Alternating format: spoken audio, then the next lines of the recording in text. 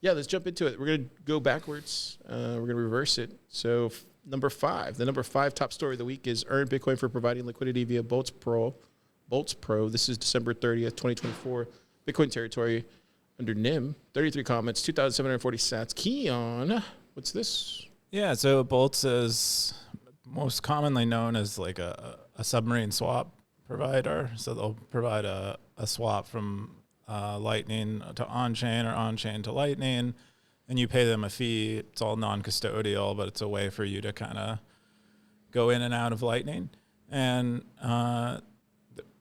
apparently, I mean, it's probably pretty hard for them to manage liquidity. Like they need to have on-chain funds available and Lightning liquidity available at all times.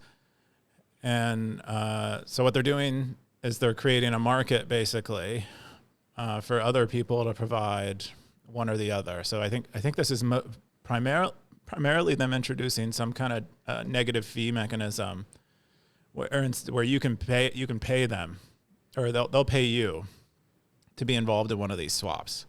So I mean I don't know much about market making and that kind of stuff, but it looks roughly similar to me, where you can kind of make money by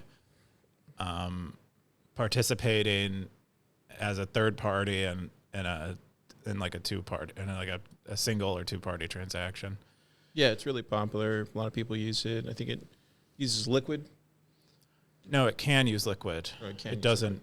It doesn't necessarily use Liquid. So it's just like a submarine swap, kind of like Moon. Yes, you can do a submarine swap like Moon from Bitcoin to Lightning. When you can do a similar thing, probably lesser fees too. If you lesser fees than Moon. Yeah, I'm not sure what Moon's fees are, but their fees aren't terrible. They're pretty. I think they're like 1%ish. Use Liquid. It's great. It's like it's Boltz. It's funny. It's funny.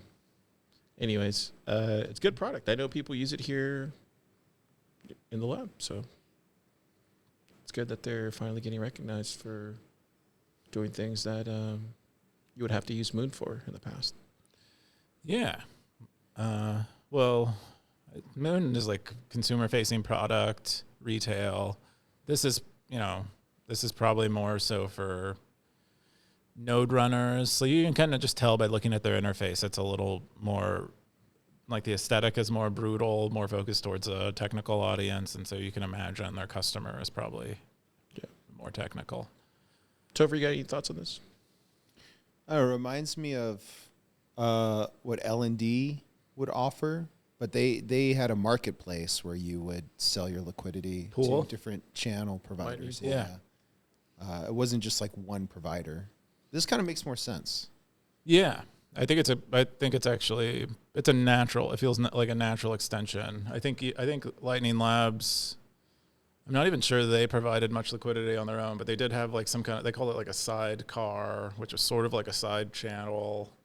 They had some kind of like weird terminology for it.